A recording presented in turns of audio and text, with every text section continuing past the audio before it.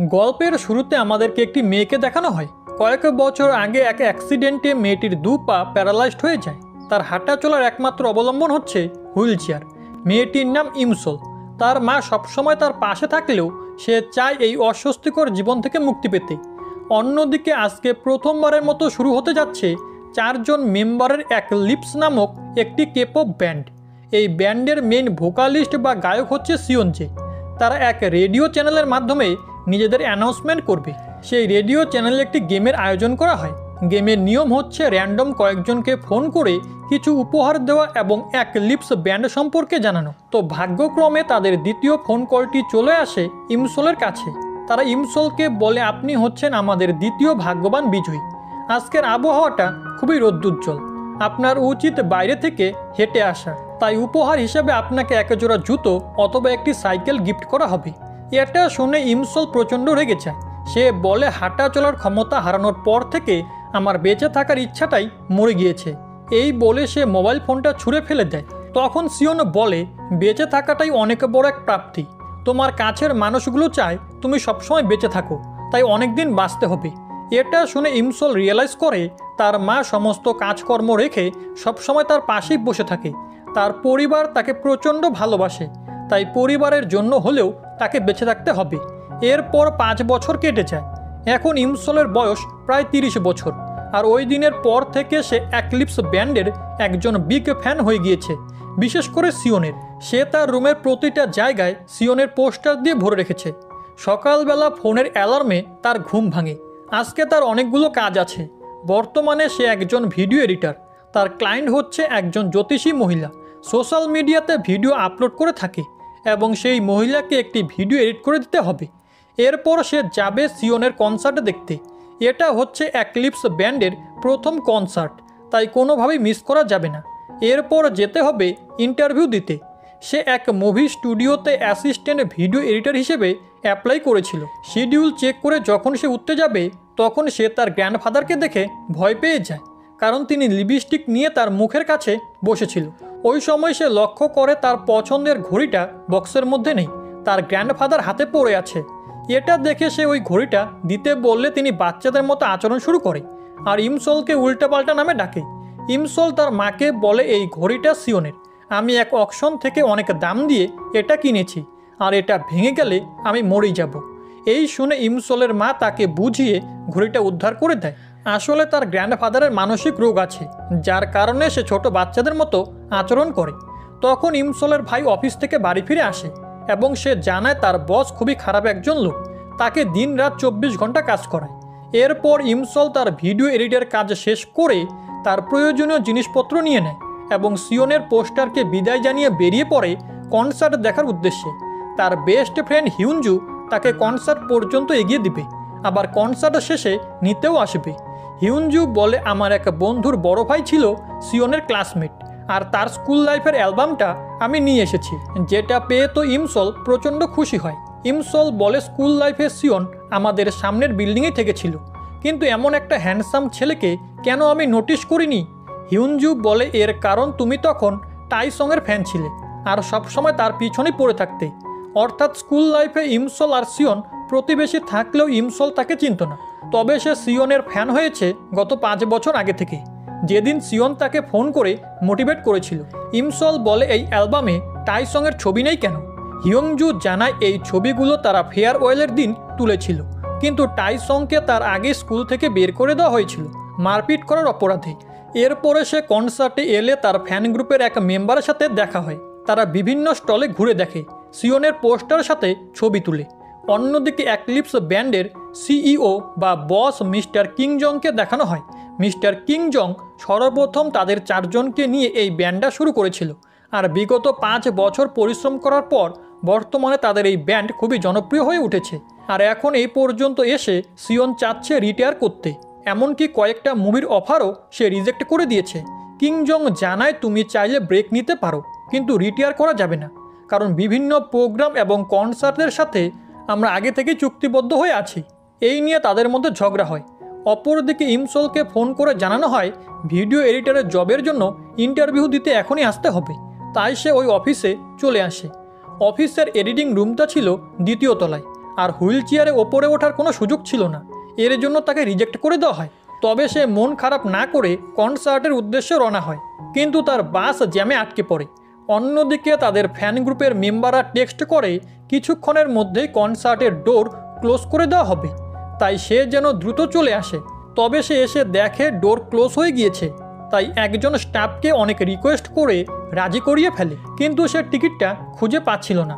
তার মনে পড়ে বাসে উঠে মানিব্যাগ বের করার সময় টিকিটটা নিচে পড়ে গিয়েছে, তাই আর কোনো উপায় না থাকায় সেখানেই বসে গান শুনতে থাকে। সিয়ন তার পছন্দের গানটা গাইছিল। গানের কথাগুলো ছিল ঠিক এই রকম: তুমি আমার জীবনে এসেছিলে গ্রীষ্মের হঠাৎ বৃষ্টির মতো, বৃষ্টি কিছুক্ষণ পরই থেমে গিয়েছিল, তবে তুমি হৃদয়ে রয়ে গেলে আজীবন। কনসার্টের শেষে টিমের গিটারিস্ট হিয়ং, যে ছিল তার ছোটবেলার বন্ধু, সে তার উপরে প্রচণ্ড রেগে যায়, কারণ সিয়ন রিটায়ার করবে। এটা সে মেনে নিতে পারছিল না। সব কিছু মিলিয়ে সিয়ন ভেঙে পড়েছিল। অন্যদিকে কনসার্ট থেকে বেরোনোর সময় ধাক্কা লেগে ইমসুলের মোবাইল ফোনটা ভেঙে যায় এবং তার বেস্ট ফ্রেন্ড হিউনজুও আসতে লেট করছিল, তাই একাই রওনা হয় বাড়ির দিকে। তবে কিছু দূর আসতেই তার হুইল চেয়ারের চার্জও শেষ হয়ে যায়। সে বলে আজকের দিনটা খুবই খারাপ যাচ্ছে, চাকরি থেকে রিজেক্ট হওয়ার পরে কনসার্টেও ঢুকতে পারলাম না, আর এখন এই তীব্র শীতের মধ্যে রাস্তায় দাঁড়িয়ে থাকতে হচ্ছে। ওই সময় সিয়ন সেই দিক দিয়ে যাচ্ছিল। মেয়েটাকে দাঁড়িয়ে থাকতে দেখে সে গাড়ি থামায়। গাড়ি থেকে নেমে তার সামনে চলে আসে। সিয়নকে দেখে সে হতবাক হয়ে যায়, কিছুতেই বিশ্বাস করতে পারছিল না তার পছন্দের কেপপ আইডল তার সামনে দাঁড়িয়ে আছে। সিয়ন দেখে ইমসল ঠান্ডায় কাঁপছে। এই দেখে হাত গরম করার জন্য তার হ্যান্ড ওয়ার্মারটা তাকে দিয়ে দেয়। এতে সে প্রচণ্ড খুশিতে কান্না করতে লাগে, যেটা দেখে সিয়ন বলে, আমি এমন কিচ্ছু বলিনি যে তোমাকে কান্না করতে হবে, আর মনে হয় তুমি আমার এক অনেক বড় ফ্যান, কারণ তোমার মাথায় লেখা আছে টেক সিয়নজে অ্যান্ড রান, অর্থাৎ সিয়নজেকে উঠাও আর পালিয়ে যাও। বিষয়টা খুবই ফানি হলো। ইমসল বলে, এটাই হচ্ছে আমার ফ্যান ক্লাবের ইউজার নেম, আর তোমাকে অনেক অনেক ধন্যবাদ, তোমার কারণে আমি নতুন করে বাঁচতে শিখেছি। সিয়ন বলে, চলো তোমাকে বাড়ি পর্যন্ত এগিয়ে দিব, কিন্তু তখনই সেখানে হিয়নজু চলে আসে। ইমসল বলে, আমার বন্ধু এসে পড়েছে। এরপর সিয়ন তার ছাতাটাও তাকে দিয়ে দেয়। এর বিনিময়ে সে তাকে কিছু ক্যান্ডি গিফট করে। তারপর দেখা যায় সিয়নও ঠিক ততটাই খুশি ছিল ক্যান্ডিগুলো পেয়ে। এরপর বাড়িতে ফিরে সে ওই ছাতাটা এবং হ্যান্ড ওয়ার্মারটা যত্ন করে রেখে দেয়। হঠাৎ করে লক্ষ্য করে ঘড়িটা অদ্ভুতভাবে জ্বলে উঠেছে। এই দেখে সে ঘড়িটা হাতে পড়ে নেয়। এরপর তাদের ফ্যান গ্রুপে আজকের কনসার্টের কিছু ছবি আপলোড করা হয়। একটা ছবিতে সিয়নের বুকের তিলটা দেখা যাচ্ছিল। ইমসল মনে মনে বলে, সবাইকে এসব দেখিয়ে বেড়ানোটা মোটেও উচিত নয়। এদিকে হোটেল রুমে সিয়ন কিছু একটা নিয়ে খুবই চিন্তিত ছিল। তার টেবিলে পড়েছিল অনেক অনেক ওষুধ, আর ছিল ইমসলের দেওয়া সেই ক্যান্ডির বক্সটা। তার বস মিস্টার কিংজং তাকে কল করে যাচ্ছিল, কিন্তু সে ফোন রিসিভ করছিল না। এর কিছুক্ষণ পর কেউ তার দরজায় কলিং বেল বাজায়, কিন্তু এতেও তার কোনো রিয়াকশন ছিল না। অন্যদিকে হোটেলের একজন স্টাফ আরেকজনকে বলছিল সে একটু আগে সিয়নকে দেখেছে। অন্যজন বলে তাকে সামনাসামনি দেখতে কেমন, নিশ্চয়ই অনেক টল অ্যান্ড হ্যান্ডসাম। তাদের এই কথাবার্তার মাঝেই সেই বিল্ডিং থেকে কেউ একজন সুইমিং পুলে পড়ে যায়, আর সেটা ছিল সিয়ন। এরপর ফ্যান গ্রুপে এই বিষয়টা নিয়ে তোলপাড় শুরু হয়। টেক্সটের শব্দে ইমসলের ঘুম ভাঙে, যেখানে লেখা ছিল সিয়ন কিছুক্ষণ আগে সুইসাইড করেছে। এরপর একটা ভিডিওতে দেখা যায় তার শ্বাস প্রশ্বাস বন্ধ হয়ে গিয়েছে এবং তাকে হসপিটালে নিয়ে যাওয়া হচ্ছে। এই দেখে ইমসল বেরিয়ে পড়ে তাকে দেখার জন্য, কিন্তু একটা ছোট্ট অ্যাক্সিডেন্টে তার হাতের ঘড়িটা জলাশয়ে পড়ে যায়। সেটা উদ্ধার করার জন্য সে ওই জলাশয়ে নেমে পড়ে। ঘড়িটা নিয়ে যখন উঠবে তখন বিলবোর্ডে লেখা আসে ডিপ্রেশনের কারণে সুইসাইডে করেছে কেপপ আইডল সিয়নজে। এই দেখে ইমসল ওয়েবসাইটে সার্চ করেও একই নিউজ দেখতে পায়। এতে সে প্রচণ্ড ভেঙে পড়ে, আর ভুলবশত ঘড়ির বাটনে চাপ লাগতেই সে হতবাক হয়ে যায়। দেখতে পায় চারিপাশের সব কিছু স্থির হয়ে গিয়েছে, মনে হচ্ছে পুরো পৃথিবীটা যেন ওলটপালট হয়ে যাচ্ছে। এরপর সে চোখ খুলতেই দেখে তার ছোটবেলার ক্লাস টিচার তার সামনে দাঁড়িয়ে আছে। সে তাকে মেরে ঘুম থেকে ওঠায় আর বলে, এটা তোমার বেডরুম নয়, এটা ক্লাসরুম, এখানে মন চাইলেই ঘুমানো যায় না, তাই শাস্তি হিসেবে পুরো ক্লাসে দাঁড়িয়ে থাকবে। ইমসল দেখে সে নিজের পায়ে দাঁড়াতে পারছে। সে রয়েছে তার 15 বছরের অতীতের সেই স্কুলে, যেখানে জীবনের সুন্দরতম মুহূর্তগুলো সে কাটিয়েছিল। তাদের স্কুলের সামনেই ছিল বয়েজ স্কুল, যেখানে লেখাপড়া করতো সিয়ন। সে আর কিচ্ছু না ভেবে দৌড়ে বেরিয়ে যায় সিয়নকে দেখার জন্য।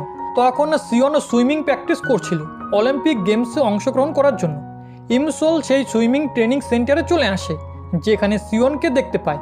তাকে দেখতে পেয়ে দৌড়ে গিয়ে জড়িয়ে ধরে আর বলে, হয়তো বা তুমি অসহ্য মানসিক যন্ত্রণায় ছিলে, কারোর সাথে শেয়ার করতে পারোনি আর এর জন্যই এভাবে চলে গেলে, কিন্তু আমি তোমাকে প্রচণ্ড ভালোবাসি। তখন গার্ডরা এসে তাকে ধরে বের করে দেয়, তাই উপায় না থাকায় সে চলে আসে। পকেট চেক করে দেখে সেই ঘড়িটা তার পকেটেই আছে। তখন তার সেই জ্যোতিষী ক্লায়েন্টের একটা কথা মনে পড়ে। সে বলেছিল মানুষ মৃত্যুর পরে একটা ব্রিজ পাড়ি দিয়ে অন্য জগতে চলে যায়, আর এখন সেও হয়তো মারা গিয়েছে, মরে গিয়ে এই জগতে চলে এসেছে। এই ভেবে সেখানকার ব্রিজের কাছে বসে কান্না করছিল। তখন সিওন ওই দিক দিয়ে যায়। সে দেখে মেয়েটা চুপ হয়ে বসে রয়েছে, কোনো সারা শব্দ নেই। তাকে নাড়া দিতেই সে মাটিতে শুয়ে পড়ে। এরপর বলে ওঠে, মনে হয় আমি এখনও মারা যাইনি, তবে এই ব্রিজটা পার হলে আমরা মারা যাব, তাই কিছুতেই এই ব্রিজ দিয়ে যেতে পারবে না। সিওন বলে, আমার বাড়ি এই দিকে, আমাকে এই ব্রিজ দিয়েই যেতে হবে। সিওন তার ঘড়িটা দেখে বলে, এমন একটা ঘড়ি আমার কাছেও আছে। ইমসল বলে, এটাই সেই ঘড়িটা, এটা তুমি রেখে দাও, আর বলে তুমি কোনোভাবেই এই ব্রিজ দিয়ে যেতে পারবে না। তখন সিওন একটা ট্যাক্সি দেখতে পায় আর দৌড়ে এসে ওই ট্যাক্সিতে উঠে চলে যায়।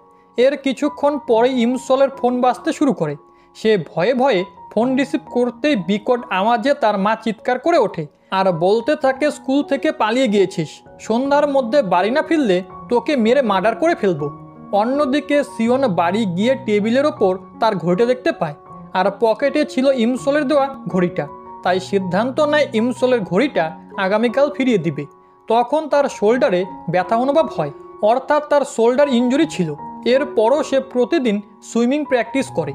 অপরদিকে ইমসল সেই গ্রামের বাড়ির সামনে চলে আসে। বাড়ির নিচতলায় ছিল একটা সিডি ডিভিডির দোকান। সে বলে, এ সব কিছু ঠিক তেমনটাই আছে যেমনটা আমার স্কুল লাইফে ছিল। এরপর সে বাড়ির ভিতরে চলে আসে। তার মা তাকে দেখতেই মারতে শুরু করে আর বলে, স্কুল ব্যাগ ফেলে কোথায় পালিয়ে গিয়েছিলি? কিছুক্ষণ আগে হিয়ঞ্জু এসে ব্যাগটা রেখে গিয়েছে। ইমসল বলে, তুমি এত ইয়ং হয়ে গেলে কিভাবে? তখন তার নজর পড়ে ক্যালেন্ডারের দিকে। সালটা ছিল 2008। এই দেখে সে এবার বিশ্বাস করে নেয় যে সে সত্যি টাইম ট্রাভেল করেছে। ঘরের ভিতরে গিয়ে তার গ্র্যান্ডফাদারকে দেখতে পায়। তাকে জিজ্ঞেস করে, বলো তো আমার নাম কি? গ্র্যান্ডফাদার বলে, তুমি আমার আদরের ইমসল, অর্থাৎ তার গ্র্যান্ডফাদার এখন সম্পূর্ণ সুস্থ আছে। এই দেখে সে তাকে জড়িয়ে ধরে কান্না করতে লাগে। এরপর ইমসল তার রুমে চলে আসে। সেখানে তার স্কুল লাইফের সমস্ত জিনিসপত্র দেখে প্রচণ্ড ইমোশনাল হয়ে যায়।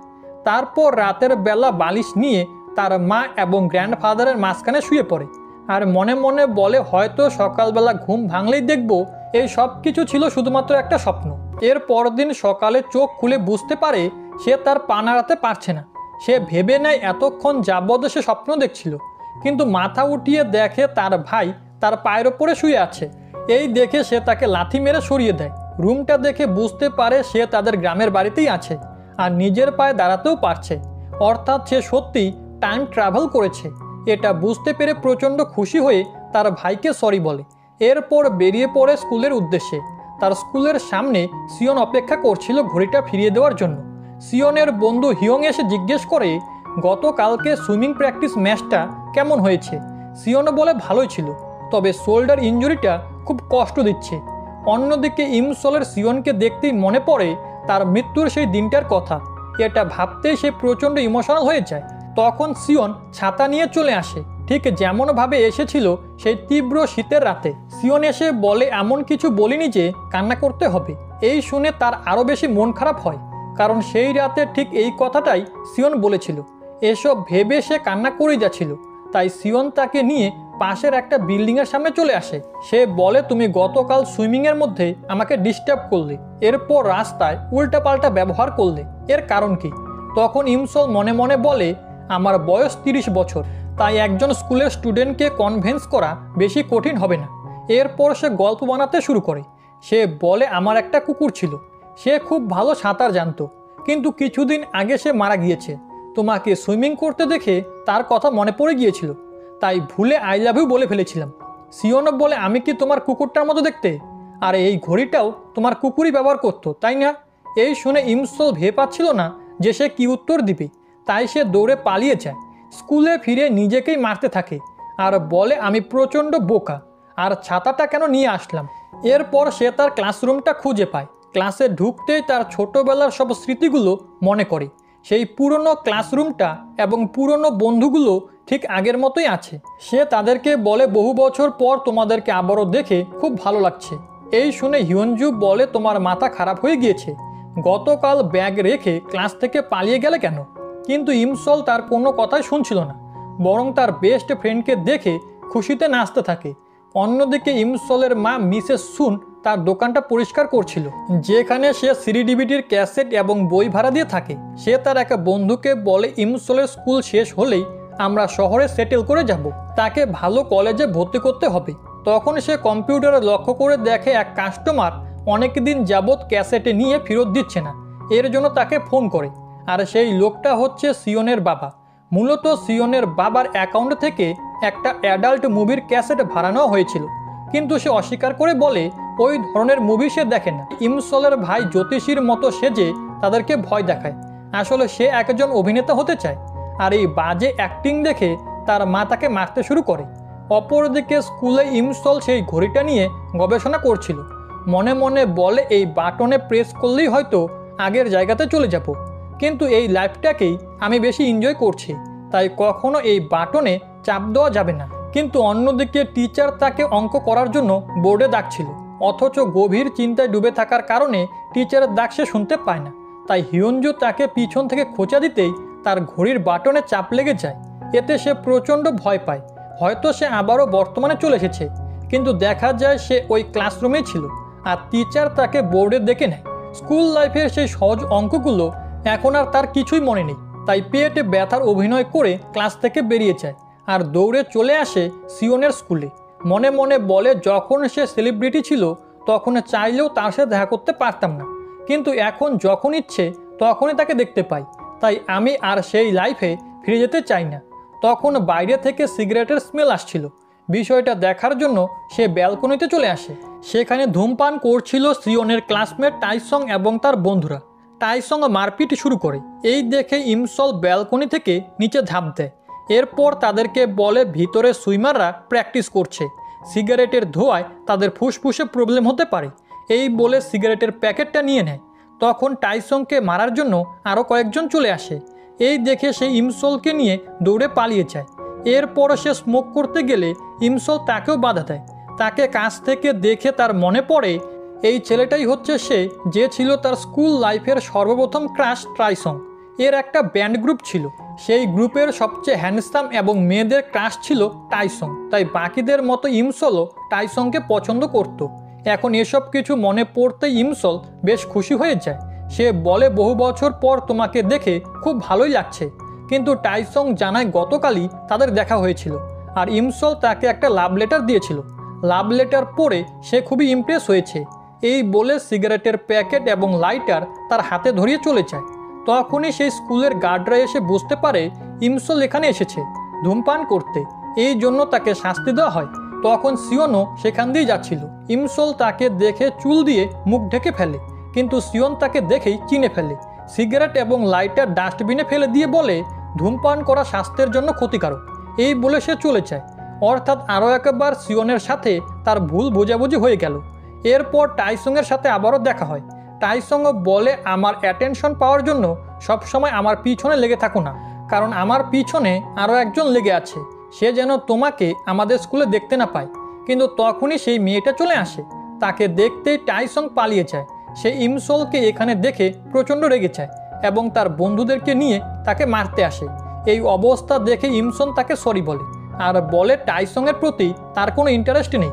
এরপর ইমসল আর হিয়নজু লাঞ্চ করতে আসে। ইমসল বলে একজনের সাথে আমার বন্ধুত্ব করতে হবে, কিন্তু প্রথম দেখাটা ভালো ছিল না, আর দ্বিতীয় ইমপ্রেশনটা ছিল আরও বাজে। হিয়নজু বলে গতকালই তুমি টাইসংকে প্রপোজ করতে গিয়েছিলে, সেখানে ওই মেয়েটার মার খেয়ে পালিয়ে এসেছো, আর আজকেই আবার অন্য একজনকে পছন্দ করে ফেললে।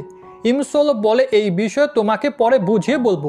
হিয়নজু জানায় তাহলে এখন তোমার একমাত্র উপায় হচ্ছে তাকে ফেসবুক ফ্রেন্ড রিকোয়েস্ট পাঠানো। এরপর বাড়ি ফিরে সে কয়েকটা চিঠি দেখতে পায়, যেগুলো সে লিখেছিল টাইসংকে দেওয়ার জন্য। সে খুব আফসোস করতে থাকে আর বলে আরও একটা দিন আগে টাইম ট্রাভেল করলে ভালো হতো, তাহলে টাইসংয়ের এই বিষয়টা এত দূর এগোতো না। এরপর সে সিওনের কাছে ফ্রেন্ড রিকোয়েস্ট পাঠায় এবং তার ছবিগুলো দেখতে থাকে, কিন্তু এর কিছুক্ষণ পরেই সিওন তার ফ্রেন্ড রিকোয়েস্ট ডিলিট করে দেয়। এই দেখে ইমসল একদম হতাশ হয়ে পড়ে। এর পরদিন স্কুলে যাওয়ার সময় তারা একই বাসে ওঠে। ইমসল জিজ্ঞেস করে, যেহেতু আমরা প্রতিবেশী তাই তুমি এর আগেও আমাকে নোটিশ করেছিলে, কিন্তু সিওন তার কোনো কথাই উত্তর দেয় না। এরপর বাস থেকে নামার সময় ইমসলের ছাতাটা নিচে পড়ে যায়, তাই সিওন নেমে গেলেও সে নামতে পারে না। ড্রাইভারকে থামতে বললেও তার কথা ড্রাইভার শুনতে পায় না।